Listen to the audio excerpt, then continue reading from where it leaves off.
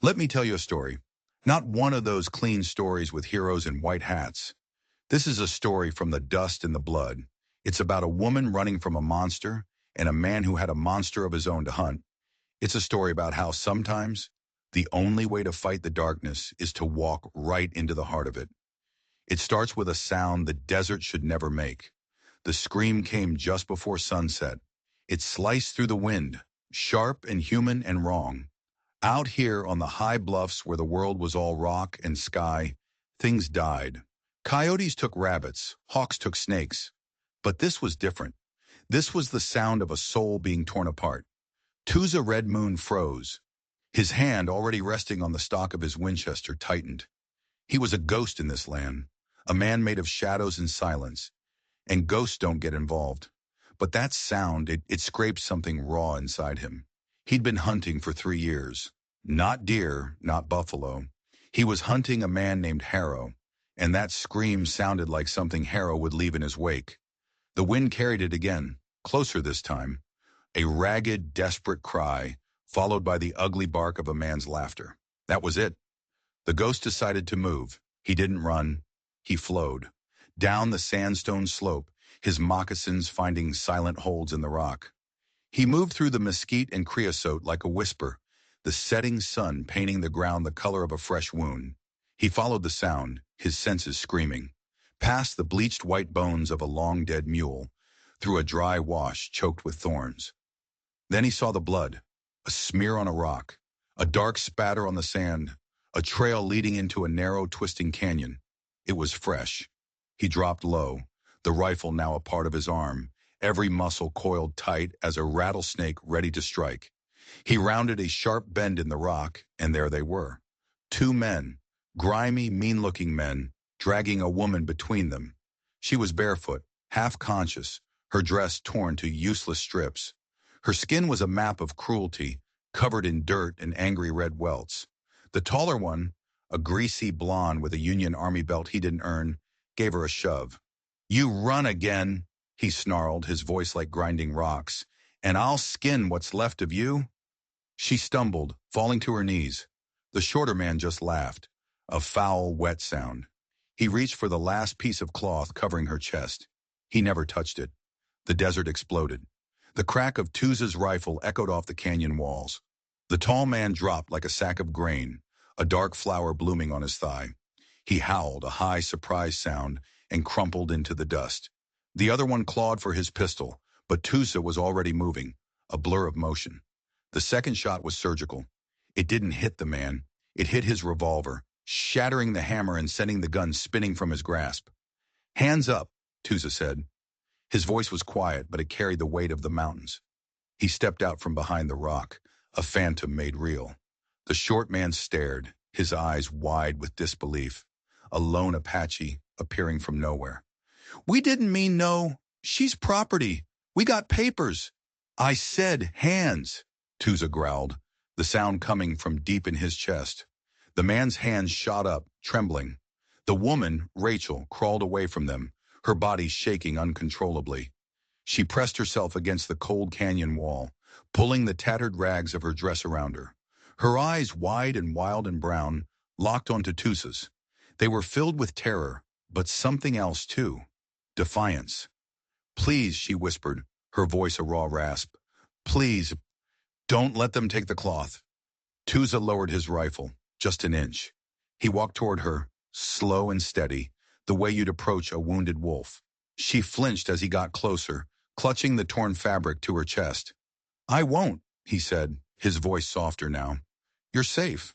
Her eyes searched his face, looking for the lie. She didn't find one. Slowly she gave a single shaky nod, her head dropping forward. The fight hadn't left her, but the strength had. The man on the ground groaned, clutching his bleeding leg. "We had orders," he spat, trying to sound tough. "She's an escaped worker. She belongs to Elias Harrow." Tuza's head snapped toward the man. His eyes went from cold to absolute ice. "No one belongs to Harrow," he said, his voice flat and deadly. "Not anymore." He disarmed them both, taking their weapons, their boots, even their belts. He bound their hands with strips of tough mesquite bark and left them propped against the rock, just out of reach of their water canteen. "You'll live," he told them, his voice a chilling promise. "But you'll bleed first." Then he turned back to the woman. She had curled into a tight ball, her arms still wrapped around herself, holding on to that last shred of dignity with everything she had. Tuza crouched beside her. "Can you stand?" he asked. I I think so," she whispered. Her legs were torn and bleeding, but not broken. He offered her his canteen. She drank greedily, coughed, then drank again. "What's your name?" She hesitated, her eyes darting around as if the name itself was a danger. "Rachel," she finally said. "Just Rachel." As the last light of the sun vanished, they began to walk. Rachel leaned on Tuza's arm, dragging one leg. He carried her satchel slung over his shoulder. It was heavy, strangely so for a woman on the run. She wouldn't let it out of her sight. By the time they reached his shelter, a shallow cave tucked beneath a rock ledge, the moon was high and bright, washing the desert in silver. Inside, a small fire pit glowed with embers. A pallet of blankets lay in the corner. It wasn't much, but it was safe. Rachel collapsed onto the blankets, pulling another one around her like a shield. She didn't speak. Her hands still clutched the heavy satchel to her chest. Tuza worked in silence. He boiled water, cleaning her wounds with a mixture of warm water and crushed herbs. She flinched at his touch but didn't pull away. He saw the marks clearly now. Fresh whip welts crisscrossed her back. Her skin was bruised and burned in places. And on her shoulder, half hidden, was the faint, twisted shape of something else. A brand. He didn't ask. She didn't explain. She finally drifted into a fitful, exhausted sleep. The fire burned low, casting long, dancing shadows on the cave walls. Tuza sat beside her, watching the rise and fall of her chest. He told himself he just needed to check the satchel for anything that might identify her, anything that could put her in more danger. He gently unbuckled the leather straps. Inside there was no money, no clothes, just a single heavy ledger bound in oilskin. The pages were yellowed, filled with neat, spidery handwriting. He opened it. His blood ran cold. It was a list of names, dozens of them. Beside each name was an age, an ethnicity, an assignment, and then a final column, punishments. In red ink, he saw words like deceased, transferred, unregistered. His stomach twisted. This wasn't a record book. It was a catalog of stolen lives. He kept turning the pages, his heart pounding a slow, heavy drum beat against his ribs. Then he saw it, an entry from years ago. The ink slightly faded. Moonflower, Chiricahua Apache, unregistered, his mother's name. He stopped breathing, his hands clenched, crumpling the edge of the page. He stared at the name, the two words that had been the center of his world, now just a line of ink in a monster's book. He read the final note, his vision blurring. Transferred. H prime. Not deceased. Transferred. For years he had believed she was dead, murdered in the raid that had wiped out his family and his village. He had built his entire life around that single, cold fact. His hunt for Harrow was a hunt for revenge, for a ghost. But this changed everything. A single word. Transferred. It wasn't a gravestone. It was a signpost. This woman, Rachel, hadn't just stumbled out of the desert and into his life. She hadn't just run from monsters. She had carried a map straight into his past and ignited a terrifying, impossible spark of hope in the ashes of his heart. His mother might still be alive, and the thought was more terrifying than any bullet or blade. Because if she was alive, what had they done to her in all this time? What was H prime? And what fresh hell was he about to walk into? Morning came quietly, the desert sun slanting through a crack in the rock, splitting the dim cave in two. Rachel woke with a start, every muscle screaming in protest. The wounds on her back had been cleaned and neatly dressed. She looked around, her memory rushing back in a painful flood. Then she saw him. Tuza was sitting by the embers of the fire, sharpening a long, wicked-looking knife on a strip of leather. His movements were slow, methodical, hypnotic. His dark eyes never left the steel, but she knew he was aware of her every breath. "You're not a bounty hunter," she said, her voice a dry rasp. It wasn't a question. Tusa looked up, his eyes meeting hers. No. And you didn't rob me, she added, her hand instinctively going to where the satchel had been. No. He nodded toward a corner where the satchel sat tucked beneath a stack of blankets. I just looked. A wave of panic washed over her face. She tried to sit up, a sharp groan escaping her lips. You had no right. That ledger, he cut her off, his voice dangerously low. It has names in it. One of them belongs to me. Rachel froze. You read it? She whispered, her voice trembling with something he couldn't quite place.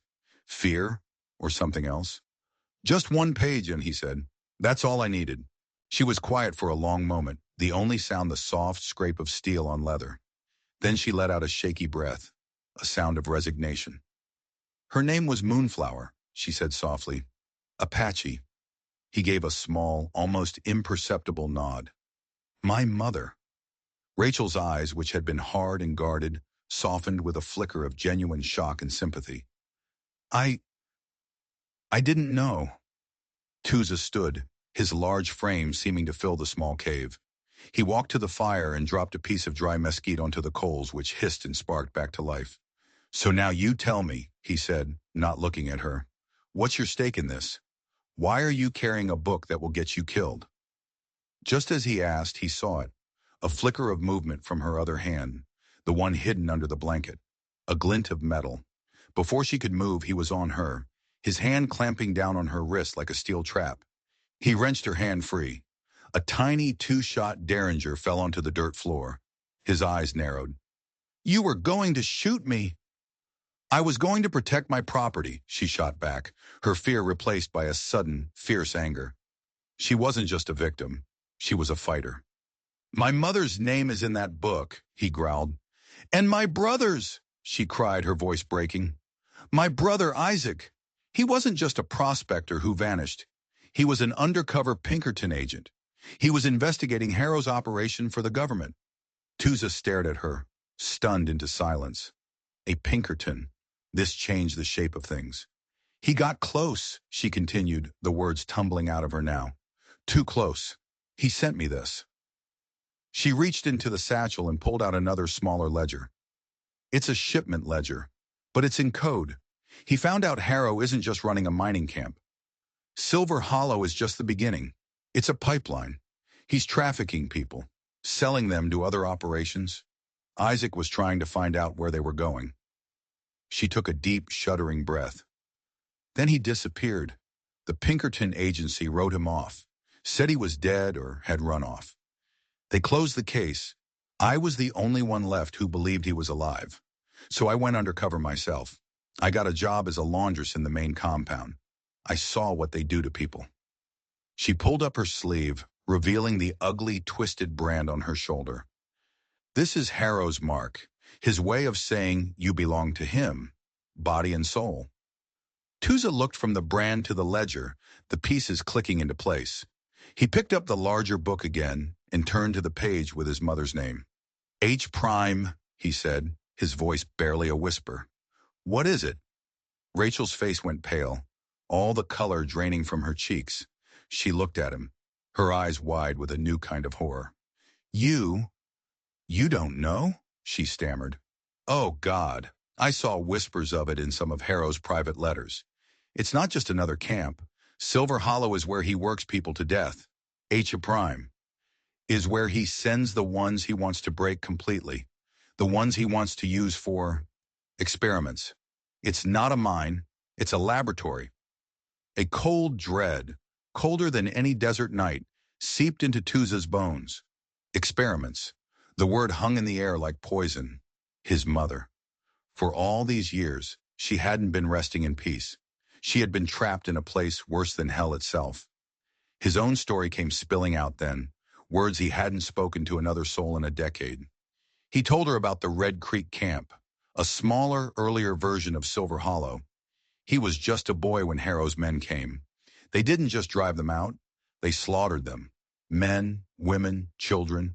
A systematic extermination to cover up Harrow's first failed experiment. Tusa was the only one who had survived, hiding beneath the bodies of his family, the smell of blood and smoke forever seared into his memory. He had been hunting Harrow ever since. This wasn't a chance encounter. It was fate, cruel and sharp as a shard of obsidian. They were two people from different worlds, bound together by the same monster. "We have to go to Silver Hollow," Rachel said, her voice filled with a new steely resolve. "The master ledger, the one with all the records of H prime, it's in Harrow's office. If we can get that, we can expose everything. And I can find Isaac." "I'm not leaving my mother in that place," Tuza said, his mind racing. Revenge was a cold meal. This was a fire.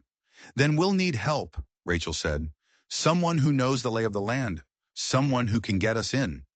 Tuza nodded slowly. A name came to his lips. A name that tasted like ash. "There's a man. Luis Tejada. He knows the terrain better than anyone." He paused, his gaze hardening as he looked at Rachel. "But you need to understand something. Luis is no hero. He's the one who built the first cages at Silver Hollow for Harrow. He was his chief architect." Rachel's eyes widened. "Why would he help us?" "Because after Luis finished the work, Harrow didn't want any loose ends," Tuza said, his voice grim. "So he took the one thing Luis cared about, his daughter.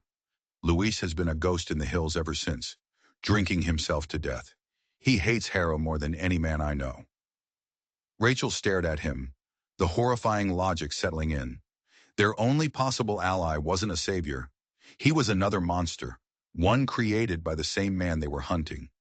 "And you trust him?" she whispered.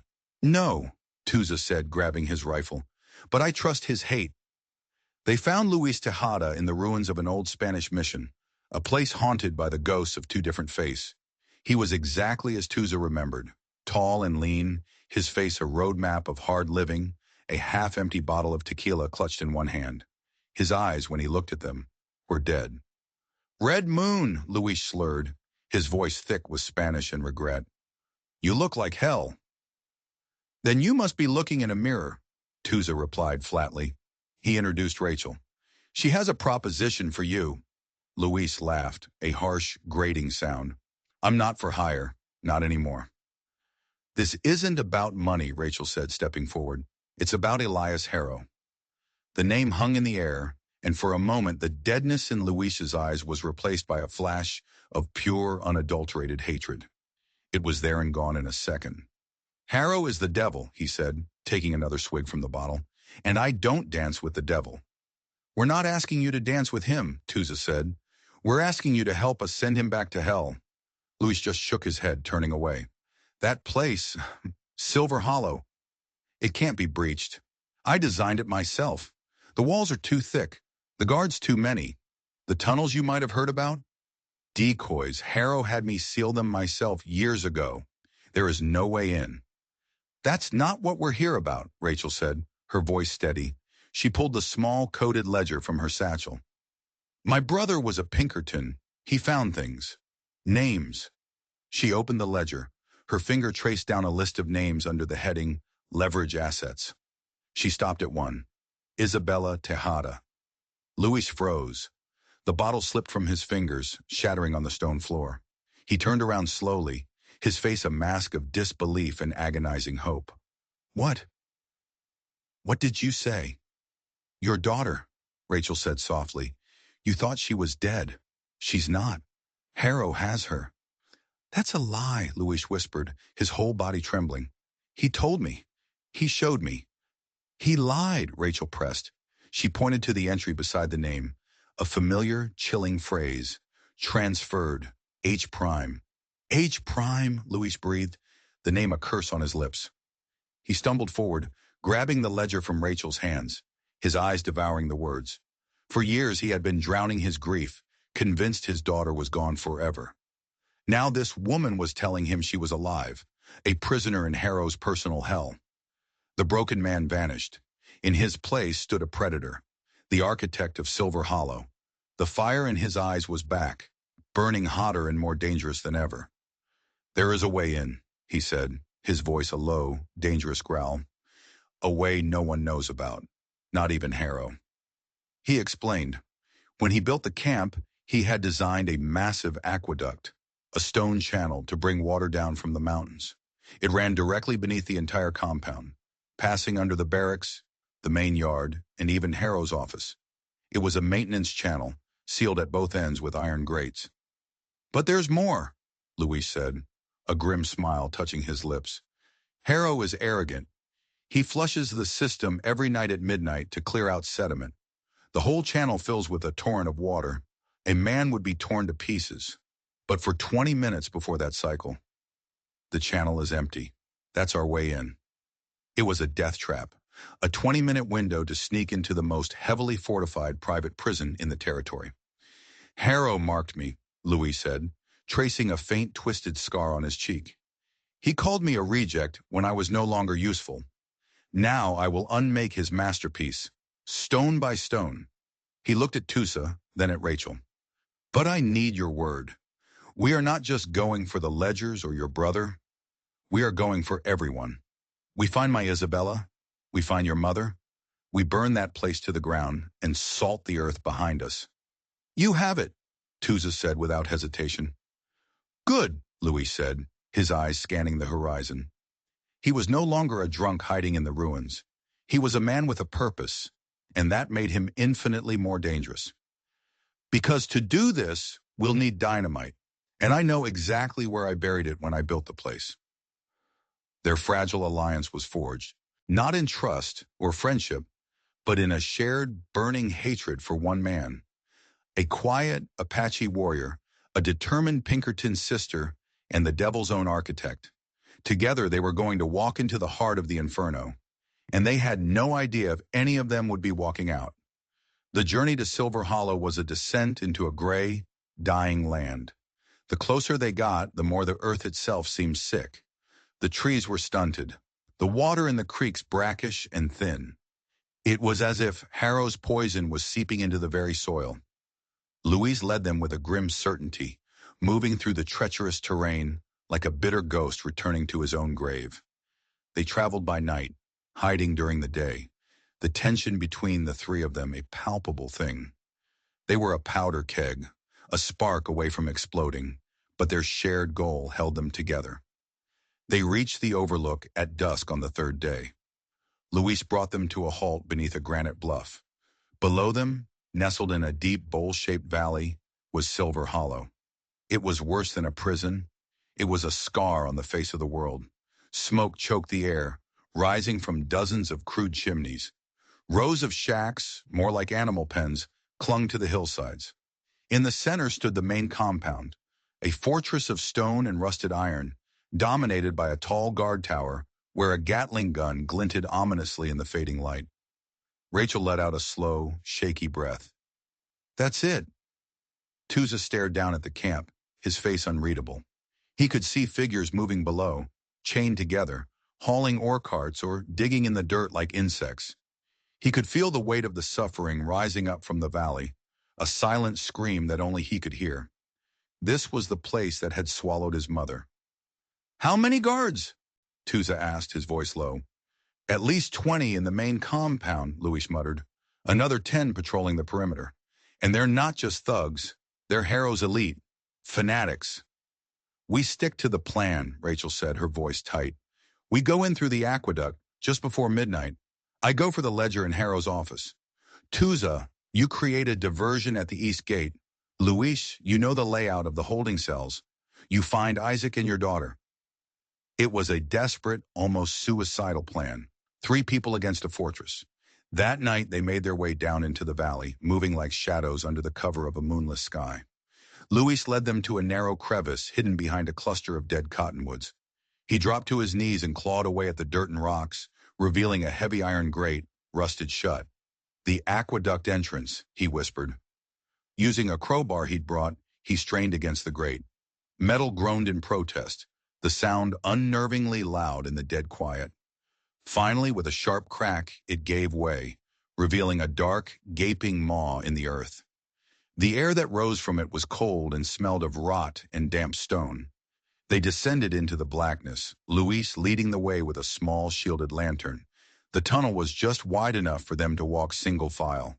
Water dripped from the ceiling, and the stone walls were slick with algae.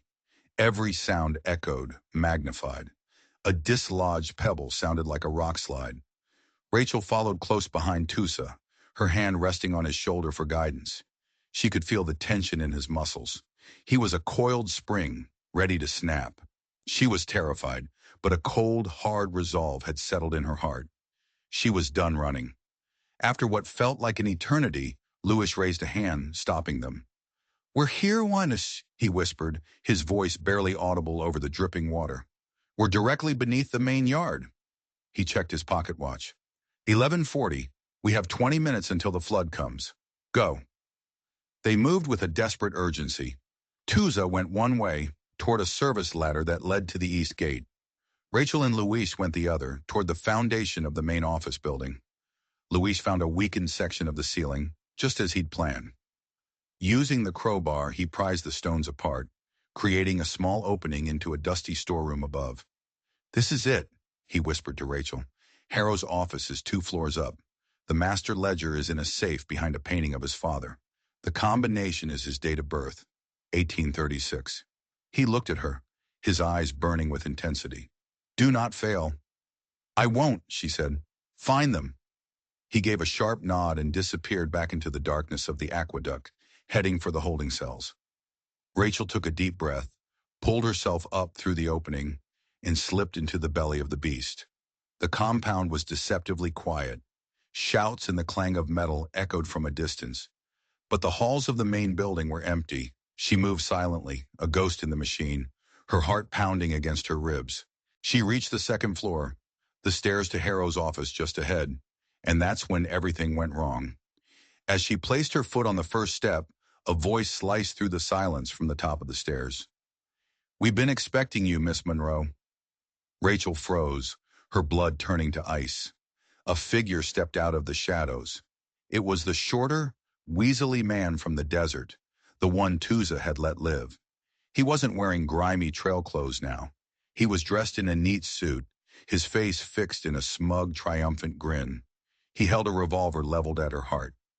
"Harrow doesn't like loose ends," the man sneered. "He knew you'd come back. He let you escape with that little ledger. It was all bait." Suddenly, the hallway was filled with guards appearing from doorways she hadn't even noticed. They were silent, professional, and they all had their guns trained on her. A trap. It had all been a trap. The accountant pulled a heavy iron lever on the wall.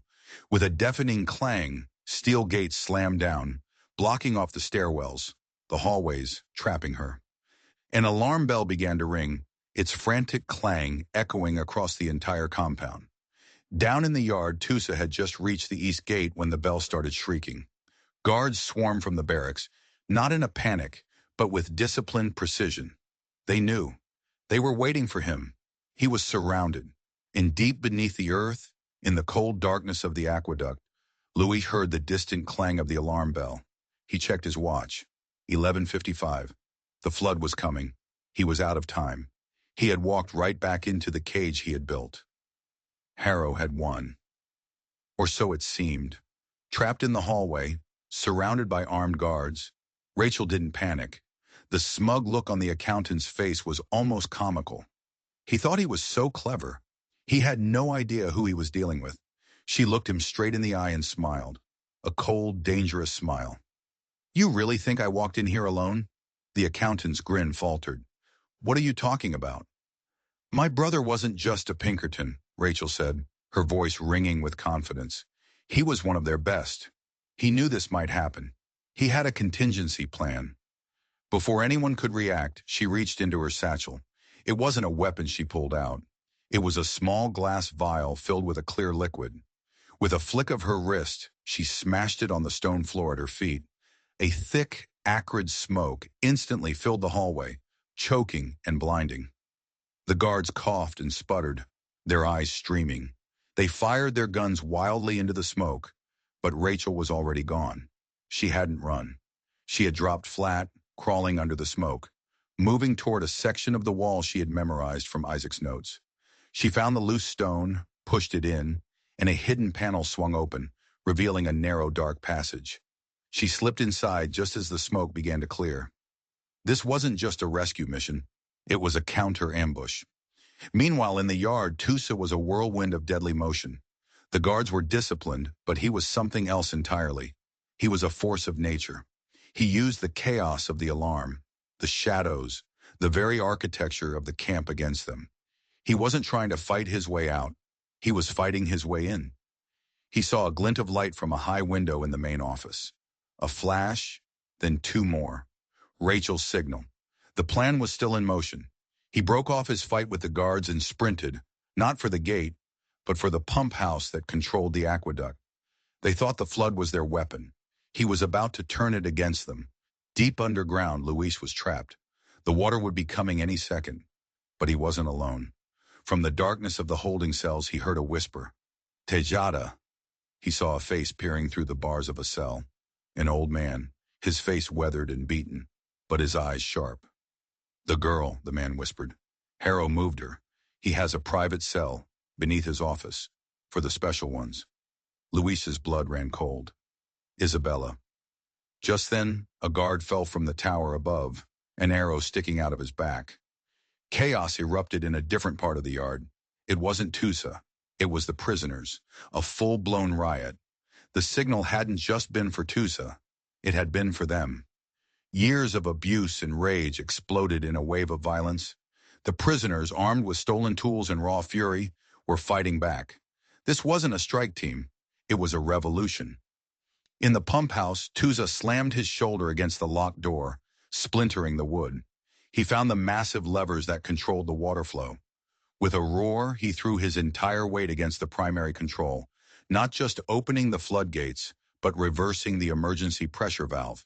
The entire camp shuddered as thousands of gallons of water, under immense pressure, surged backward through the plumbing system. Pipes burst. Geysers of scalding steam erupted from the ground. The foundations of the buildings groaned. Silver Hollow was tearing itself apart from the inside out. Rachel moved through the hidden passages, following a map Isaac had drawn from memory. She emerged not in Harrow's office, but in a small secret records room behind it. And there it was, the master ledger, the real one. It contained everything: the names, the transfers, the financials, the location of H prime. She grabbed the book. Then she pulled out the sticks of dynamite Luis had given her. She wasn't just here to steal a book. She was here to burn the library. She set the first charge at the base of the main support column, lit the fuse, and ran. The explosion was catastrophic. The entire west wing of the main building collapsed in on itself, a domino effect of destruction. The chain reaction had begun. Harrow stood on his balcony, his perfect world literally crumbling around him. The prisoner revolt, the explosions, the flooding. His trap had backfired spectacularly. His face was a mask of disbelief and incandescent rage. He saw Rachel, a small figure running through the chaos with his ledger, and he saw red. He drew his custom Colt revolver and charged down the stairs after her. He never made it. Tusa intercepted him in the collapsing grand hallway. The two men, the hunter and his prey for so long, finally met. There were no words, just a primal explosion of violence. They crashed through a wall, tumbling into the flooded lower level. The fight was brutal. Harrow was big and strong, but Tusa was faster, fueled by a decade of hate. They traded blows in the knee-deep water, the building groaning and shedding chunks of plaster around them. "You're a persistent savage," Harrow snarled, landing a solid punch that sent Tusa reeling. "I should have wiped out every last one of you at Red Creek." "You missed one," Tusa grunted, driving his knife into Harrow's side. Harrow roared in pain and fury. "It doesn't matter. You'll never find her. Your precious moonflower."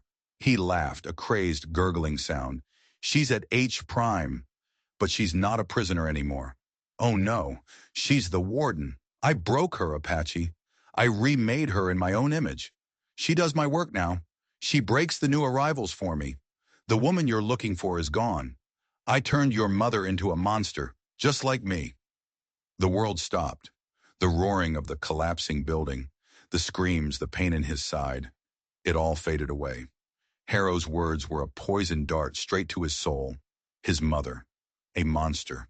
It was the most profound, most psychologically devastating blow imaginable. A cold, terrifying calm settled over Tusa. The rage was gone, replaced by something empty and absolute. He looked at the man who had taken everything from him, and then tried to take his very memory. He grabbed Harrow by the throat, forcing him under the rising water. Where? Tuza's voice was a dead whisper. Where is H Prime? Harrow struggled, his eyes bulging. Island! Off the coast! Guaymas! He choked out, the last words he would ever speak. Tuza held him under until the bubbles stopped. Then he let the body float away as the ceiling above them finally gave way in a deafening roar of stone and splintered wood. While the main building collapsed, Luis Tejada was using the chaos of the riot to his advantage. He fought his way through the yard, a man possessed. He found the hidden entrance to the sub-level cells, the place the old prisoner had told him about. The cells were small, dark, and horrific. And in the last one, he found them. His daughter, Isabella, huddled in a corner, thin and pale but alive. And next to her, a young man, beaten and bruised, but with a fire in his eyes that even Harrow couldn't extinguish. Isaac Monroe. Papa? Isabella whispered, her voice weak with disbelief. I'm here, Luis said, his own voice choked with emotion as he shattered the lock on the cell door. I'm here. He got them out, fighting alongside the rebelling prisoners. They made it to the north wall, the rendezvous point. Rachel was there, clutching the master ledger, her face streaked with soot and tears. They watched in horror as the main office tower, where they had last seen Tusa, imploded in a fireball. Tusa, Rachel breathed, her heart sinking. There was no time to mourn. The last of Harrow's loyal guards were regrouping, cutting off their escape. Go! Luis yelled, shoving Rachel and Isaac toward a breach in the wall. Get them out of here! Get that book to the law! He was bleeding from a dozen different wounds, but he stood his ground, a defiant silhouette against the flames of the burning camp. Luis, no! Rachel cried. My story ends here, he said, turning to face the oncoming guards, a rifle in each hand. Yours is just beginning. Tell Isabella. Tell her I loved her. Then he charged, his battle cry a roar of redemption, as he sold his life dearly, buying them the precious seconds they needed to escape into the night. Rachel dragged the half-conscious Isaac and a weeping Isabella away from the inferno, her heart breaking with every step. They had won, but the cost was staggering. Luis was gone. Tusa was gone. They ran for days, hiding in the wilderness, slowly making their way back toward civilization. They were exhausted, wounded, and haunted by the faces of those they'd left behind. In a small town on the edge of the territory, they found a doctor. As Isaac and Isabella began their slow, painful recovery, Rachel made her way to the U.S. Marshal's office. She walked in and placed the heavy, soot-stained ledger on the desk of Marshal Everett Gantry, a man with a reputation for being as unyielding as the desert itself. He opened the book. He read for an hour in dead silence, his face growing darker with every page. When he finally looked up, his eyes were like chips of flint. In 30 years of law enforcement, he said, his voice a low rumble, I have never seen evil this organized. This ledger. This will burn half the territory's elite to the ground. He looked at Rachel. Where did you get this? Does it matter? She asked, her voice hollow. He nodded slowly. No, I suppose it doesn't. Within hours, telegrams were flying. Federal troops were mobilized.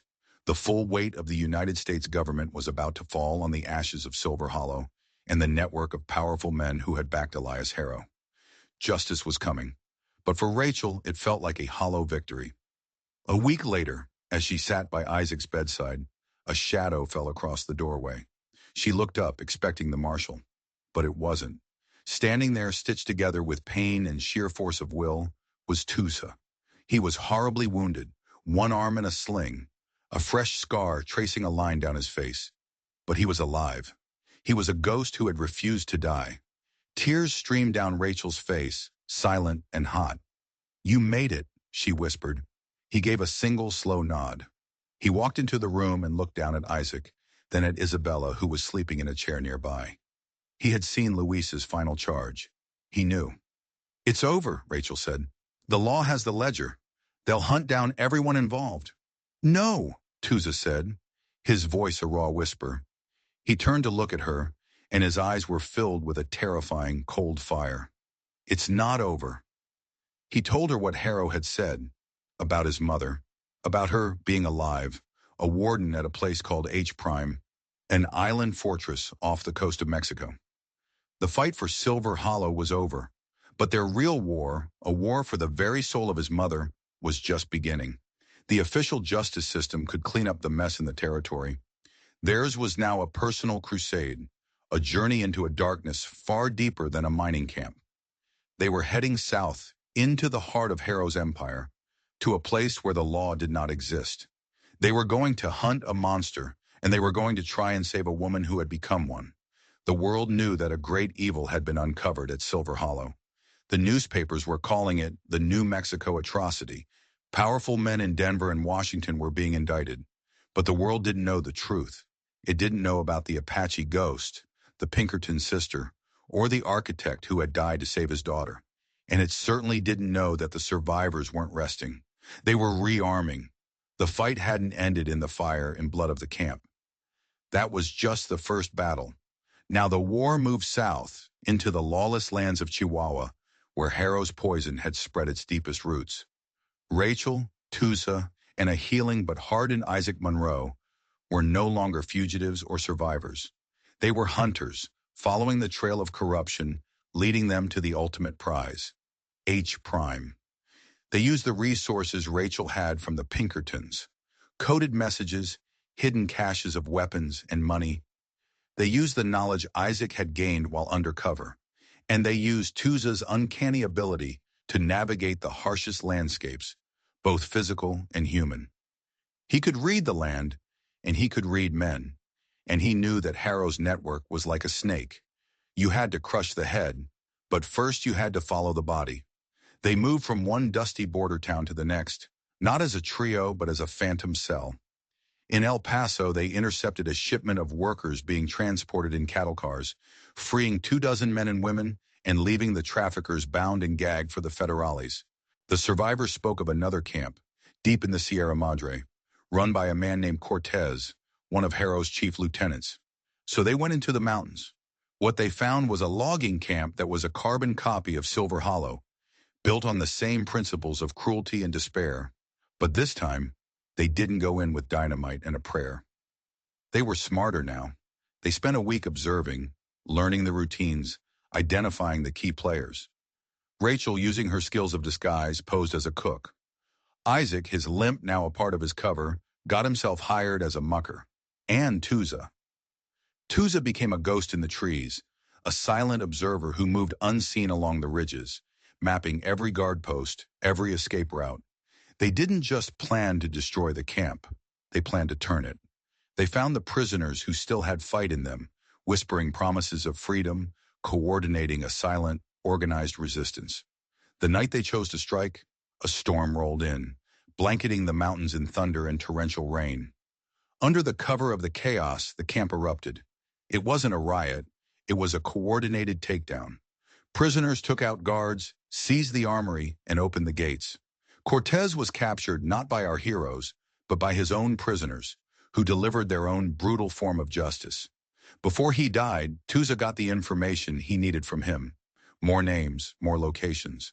And a confirmation. H Prime was real, a former military prison on Isla Tiburon, the Shark Island, a place the Mexican government itself was afraid of. And yes, the warden was an Apache woman, a woman they called La Luna Rota, the broken moon, moonflower. The news settled like a stone in Tusa's gut.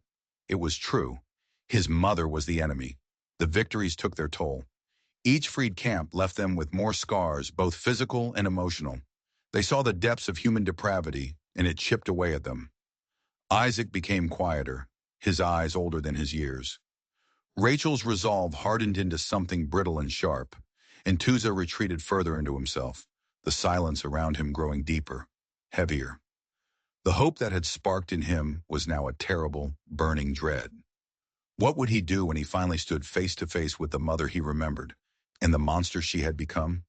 They built a network as they went, a small army of the forgotten and the abused, former prisoners, disillusioned soldiers, local villagers who had been terrorized by Harrow's men for years. They became a legend whispered in the dark. They weren't fighting for a government or for money. They were fighting for the dead and for a chance for the living to be free. Finally, after months of fighting their way through Mexico, they reached the coast. The humid, salt-laced air of the Gulf of California was a stark contrast to the dry desert heat they were used to. They stood on a high, windswept cliff, looking out over the turquoise water. And there in the distance, wreathed in mist, was the island. Isla Tiburon, a jagged rock jutting out of the sea, looking like the tooth of some ancient monster.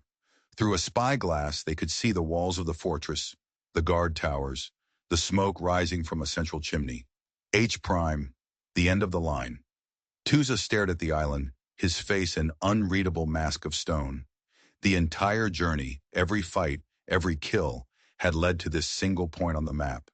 He was going to a place worse than hell, to confront a woman he both loved and feared. Isaac put a hand on his shoulder. "We're with you, to the end." Rachel stood beside him, the sea breeze whipping her hair. She had started this journey to save her brother, but it had become something so much more. She was no longer just a woman seeking justice. She was a soldier in a war no one else knew was being fought. "My mother is on that island," Tuza said, his voice quiet, almost lost in the wind. Rachel looked from his tormented face to the dark fortress on the horizon. She thought of all the people they had lost, and all the people they had saved. She thought of Luis's sacrifice and the promise she had made. "Then we're going to bring her home," she replied, her voice filled with a conviction that defied the impossible odds before them. Their battle for Silver Hollow was over, but their war for the soul of Moonflower was just beginning. If you want to know what happened next, if you want to find out if they ever set foot on that island and what they found waiting for them in the dark heart of H Prime, then hit that subscribe button and let me know in the comments, because this story is far from over.